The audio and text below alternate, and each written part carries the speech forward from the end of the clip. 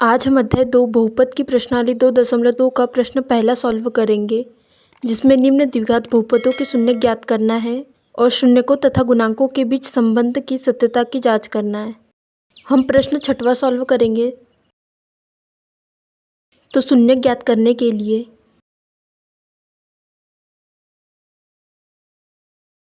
p of x बराबर शून्य होगा, तो हम लिखेंगे 3x² ऋण x ऋण 4 बराबर शून्य। अब हम गुणनखंड विधि से शून्य ज्ञात करेंगे, तो अचर पद 4 और x² का गुणांक 3 का गुना करेंगे तो 12 आएगा। अब हमें 12 को ऐसे विभाजित करना है कि जोड़ने या घटाने पे ऋण 1 आए। तो 12 में 2 से भाग देंगे तो 6 बार भाग जाएगा, फिर 2 से भाग देंगे तो 3 बार जाएगा, फिर 3 से भाग देंगे तो 1 बार भाग जाएगा। अब हम जोड़े बनाएंगे, तो यहाँ 2 और 2 का गुना करेंगे तो 4 आएगा और बची वाली संख्या लिख लेंगे 3। तो 4 में से 3 जाएगा तो 1 आएगा, और ऋण का चिन्ह चाहिए तो बड़ी संख्या के आगे ऋण का चिन्ह लगाएंगे, और घटाना है तो बीच में धन का चिन्ह लगा देंगे तो संख्या घट जाएंगी। तो हम ऐसे भी लिख सकते हैं 3x² ऋण 4x धन 3x ऋण 4 बराबर शून्य। अब इसमें से और इसमें से कॉमन निकाल लेंगे, तो यहाँ कॉमन निकलेगा x, तो कोष्टक में बचेगा 3x ऋण 4, और इधर धन 1 कॉमन निकलेगा, तो कोष्टक में बचेगा 3x ऋण 4 बराबर शून्य।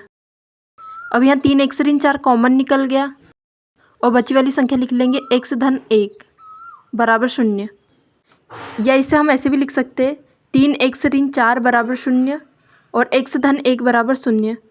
अब x का मान निकालना है, तो ऋण 4 पक्षांतर होगा तो धन 4 आएगा, और 3 गुने में तो पक्षांतर होगा तो भाग में आएगा, और इधर x का मान ज्ञात करेंगे तो धन 1 पक्षांतर होगा तो ऋण 1 आएगा।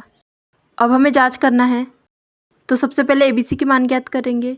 तो यहाँ पे A का मान 3 है, B का मान ऋण 1 है और C का मान ऋण 4। अब सबसे पहले हम शून्यकों का योग करेंगे। अल्फा प्लस बीटा बराबर ऋण B/A होता है। तो अल्फा का मान 4/3 है और बीटा का मान ऋण 1, और B का मान ऋण 1 है और पहले से एक ऋण चिन्ह है, बटे A का मान 3 है। अब इसको सॉल्व करेंगे, तो एलसीएम निकालेंगे तो 3 आएगा, और धन ऋण ऋण होगा तो ऋण आएगा। यहाँ 1 में 3 से भाग देंगे तो 3 आएगा, और 3 का गुना 1 से होगा तो 3 आएगा बराबर। इधर सॉल्व करेंगे तो 1/3 आएगा बराबर 1/3। अब शून्यकों का गुणनफल करेंगे,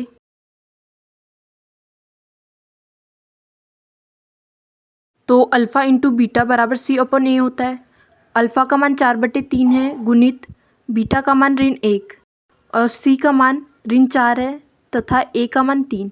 अब इसको सॉल्व करेंगे तो ऋण 4/3 आएगा, और इधर भी सॉल्व करेंगे तो ऋण 4/3 आएगा। दोनों पक्ष समान है, अतः हमारी जांच सही है।